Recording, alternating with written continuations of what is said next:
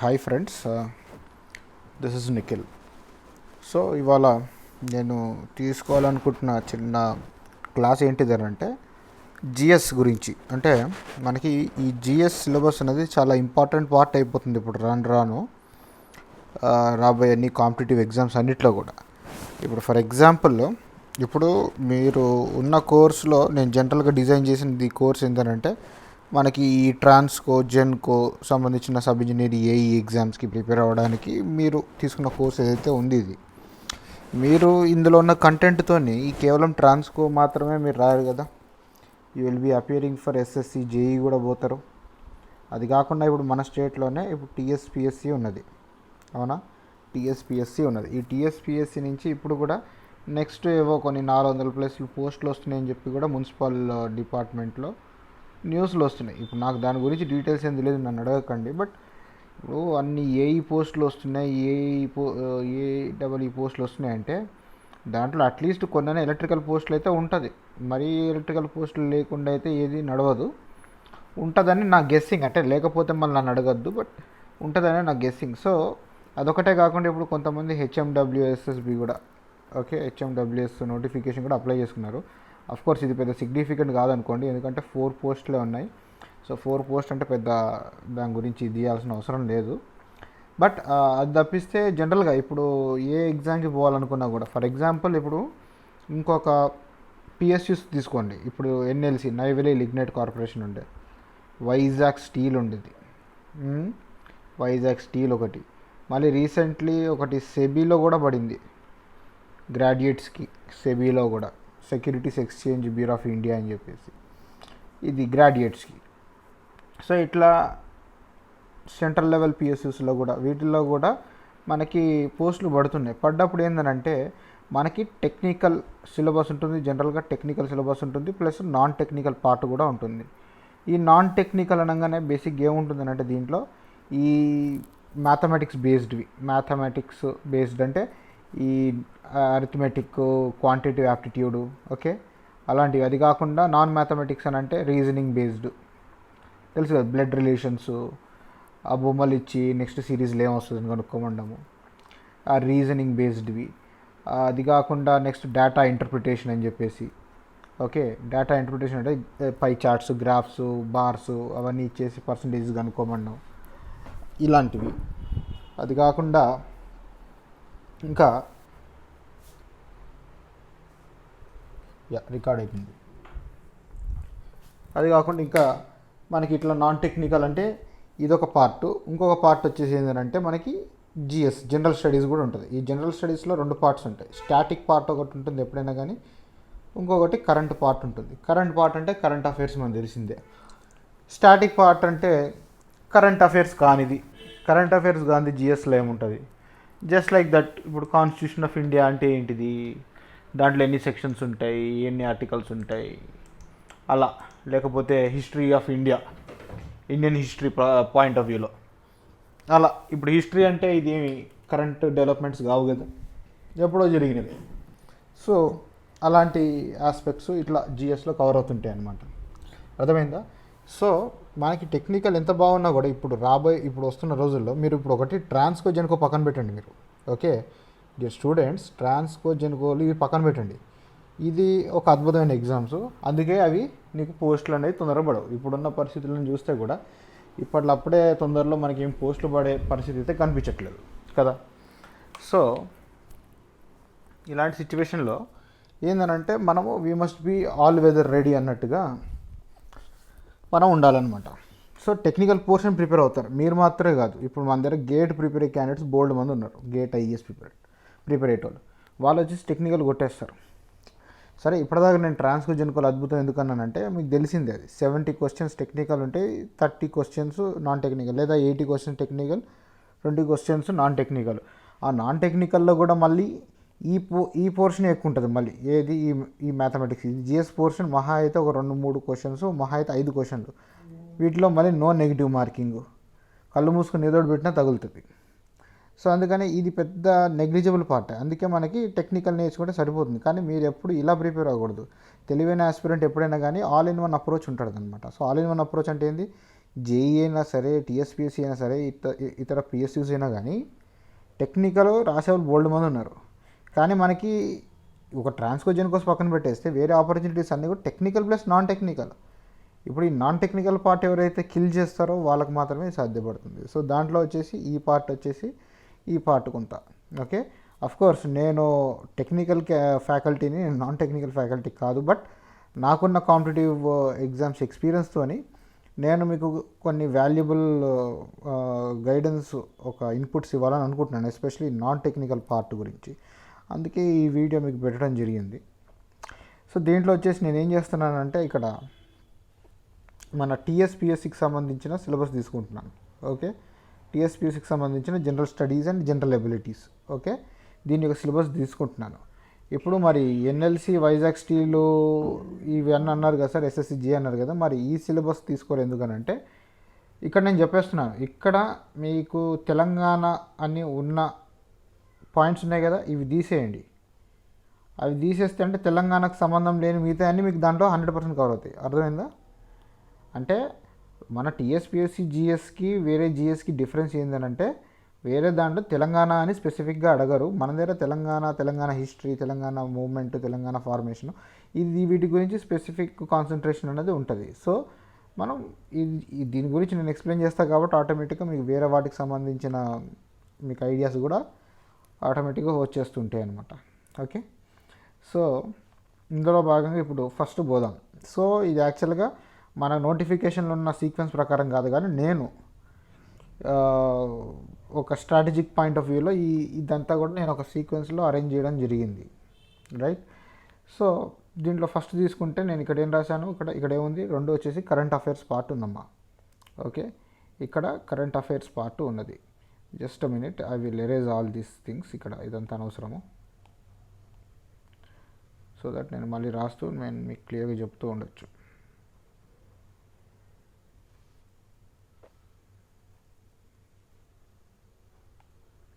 Okay okay, current affairs ఉంది ఇక్కడ. Current affairs అంటే ఏంది? Current part. సో ఇక్కడ చూడండి, current affairs regional, national, international. Regional అంటే తెలంగాణ బేస్డ్ కరెంట్ అఫైర్స్. సరే, కరెంట్ అఫైర్స్ ఎట్లా ఫాలో అవ్వాలో నేను మొత్తం డీటెయిల్గా చెప్తాను, మీరేమి టెన్షన్ తీసుకోకండి. International relations and events. ఎప్పుడైనా కానీ ఇంటర్నేషనల్ రిలేషన్స్, ఈవెంట్స్ అని అంటే జనరల్ చాలామంది స్టూడెంట్స్ అంటే ఈ ఫీల్డ్లోకి దిగిన తర్వాత ఏం చేస్తారంటే డిఫరెంట్ కంట్రీకి సంబంధించింది కరెంట్ అఫైర్స్ సెర్చ్ చేస్తుంటారు. అది తప్పు. మనము ఇప్పుడు ఒక టీఎస్పీఎస్సీ ప్రిపేర్ అవుతున్నాం కదా, ఇప్పుడు మనం ప్రిపేర్ అయ్యేది, నేను మీకు ఇచ్చే టార్గెట్ ఏంటంటే మీరు కరెంట్ అఫైర్స్ ఎప్పటి నుంచి అని అంటారంటే ఈ జనవరి నుంచి ఉండండి మీరు. ఓకే, జనవరి 2020కి వెళ్ళి స్టార్ట్ చేయండి మీరు కరెంట్ అఫైర్స్ చూద్దాం ప్రాక్టీస్ కోసం. మరీ జనవరి కష్టం అనుకుంటే అట్లీస్ట్ మార్చ్కి వెళ్ళన్నా. అంటే మార్చ్ నుంచి పెద్ద డెవలప్మెంట్స్ లేవు, ఎందుకనంటే కరోనా ఉంది కాబట్టి మార్చ్కి వెళ్ళి పెద్ద సిగ్నిఫికెంట్ డెవలప్మెంట్స్ అంటూ ఏమీ లేవు.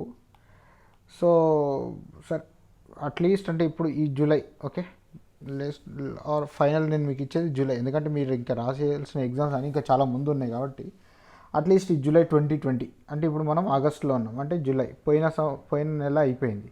సో పోయిన నెల ఒక కరెంట్ అఫైర్స్ అయిపోయింది. సో ఈ కరెంట్ అఫైర్స్ అయిపోయింది కదా, మరి దీనికి ఎట్లా కావాలని అంటే ఇప్పుడు మామూలుగా మనకి ఈ యూపీఎస్సీ, ఐఏఎస్ ఎగ్జామ్ ప్రిపేర్ అవుతుంటాయి క్యాండిడేట్స్ ఉంటారు, వాళ్ళకి చాలా మెటీరియల్స్ దొరుకుతుంటాయి. సో అక్కడ వచ్చిన ఇష్యూస్ ఏంటంటే వాళ్ళు కూడా మనకి ఇట్లా కరెంట్ అఫైర్స్ మెటీరియల్స్ అనేది దొరుకుతుంటాయి, కానీ 1000 రకాల మెటీరియల్స్ ఉన్నాయి నిజం చెప్పాలంటే మార్కెట్లో. దాంట్లో ఏది ట్రస్టబుల్, ఏది వాడుకోవాలనేది మనకు తెలియదు. సో నాకు అవేర్నెస్ ఉన్నంత వరకు నేనేంటంటే మేము మీకు ఒక సీక్వెన్స్గా ఒక డీటెయిల్డ్ గైడెన్స్ అయితే నేను ఇస్తాను. మీరైతే నెక్స్ట్ తెలంగాణలో ఏదైనా నోటిఫికేషన్ లైక్ ట్రాన్స్కో కావచ్చు, జెన్కో కావచ్చు, వీటికి సంబంధించింది ఇంక ప్రజెంట్ అయితే ఏమీ లేదు కదా, ఏమి లేనప్పుడు మీరు ప్రజెంట్ మీ ఎనర్జీస్ అన్నీ కూడా నాన్ టెక్నికల్ మీద పెట్టండి. ఎందుకనంటే మనకి నెక్స్ట్ ట్రాన్స్కో జెన్కో కంటే టీఎస్పీఎస్సీలోనే ఎక్కువ రిక్వైర్మెంట్ ఉంది. అంటే ఎలక్ట్రికల్ వాళ్ళకైనా కానీ టీఎస్పీఎస్సీ నుంచి పోస్టులు వచ్చే ఛాన్స్ ఉంటుంది, ప్లస్ ఇప్పటిదాకా చెప్పిన అన్ని ఆపర్చునిటీస్ ఉంటాయి. కాబట్టి కొంచెం మీరు నాన్ టెక్నికల్ మీద ఫోకస్ చేస్తే బాగుంటుందని నా ఫీలింగు. సో ఓకే, నేను మీకు మరి టెక్నికల్ లెవెల్లో అంత కాకపోయినా కూడా, బట్ ఎస్ మీరు సొంతంగా చదువుకోగలిగినంత గైడెన్స్ అయితే మరి స్పూన్ ఫీడింగ్ చేయకపోయినా కూడా నేను హ్యాండ్ హోల్డింగ్ లాగా నేను మీకు కొంతవరకు గైడ్ చేయగలనని చెప్తున్నాను. You need not worry about that. అంటే నాన్ టెక్నికల్కి మళ్ళీ నేను ఎక్కడ ఉరకాలి, నాకు ఎవరు చెప్పేటోళ్ళు లేరు కదా అంటే ఎవరు చెప్పేటోళ్ళు లేరు, నేను ఉన్నా. మీరు ఆల్రెడీ నా కోర్సులు ఉన్నారు కాబట్టి నాకున్న ఎక్స్పీరియన్సెస్ నేను షేర్ చేసుకోవడానికి నేను ట్రై చేస్తాను. సో ఈ జూలైకి ఎలా ప్రిపేర్ అవ్వాలి, జూలై నుంచి ఎలా ప్రిపేర్ అవ్వాలి, దీనికి సంబంధించిన పీడిఎఫ్ మెటీరియల్స్ కూడా నేను సెలెక్టెడ్ మెటీరియల్స్ ఇస్తాను నేను మీకు. దీంట్లో మన యాప్లో అవైలబుల్ ఉంటుంది.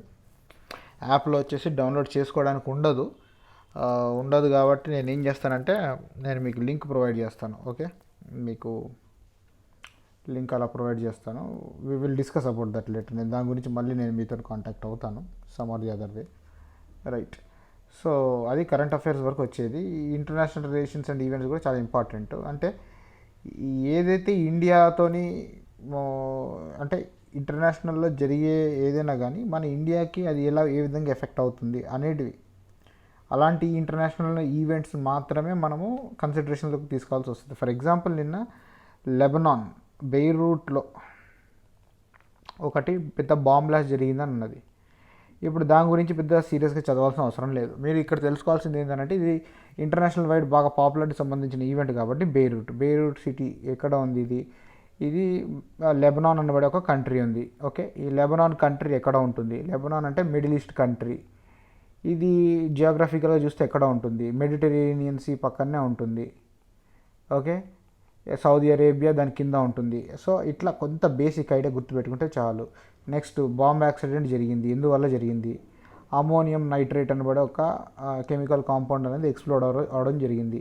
అమోనియం నైట్రేట్ అంటే ఏంటి, దానికి ఇండియాకి సంబంధించిన రిలేషన్ ఏంటంటే ఇండియాలో అమోనియం నైట్రేట్ సంబంధించి ఏముంది, రూల్స్ ఏమైనా ఉన్నాయా, అంతవరకు తెలుసుకుంటే చాలు. సో నేను ఆల్రెడీ ఒక వీడియో అనేది నేను అమోనియం నైట్రేట్ మీద అప్లోడ్ చేయడం జరిగింది, అర్థమైందా? సో అంతవరకు అంటే బ్రాడ్గా తెలుసుకుంటే చాలన్నమాట. ఎందుకంటే మనము పెద్ద ఎత్తున ఏం ప్రిపేర్ కావాల్సిన అవసరం లేదు, సరిపోతుంది. అంటే ఇది మోర్ ఓవర్ ఇంట్రెస్టింగ్గా కూడా ఉంటుంది. సో అట్లా మేజర్ సిగ్నిఫికెంట్ ఈవెంట్స్ ఉంటే ఓకే, దానికి సంబంధించిన ఒక బ్రాడ్ ఆస్పెక్ట్. అండ్ ఇండియాకి సంబంధించిన ఈవెంట్ ఉంటే కొంచెం డెప్త్గా పోవాలి.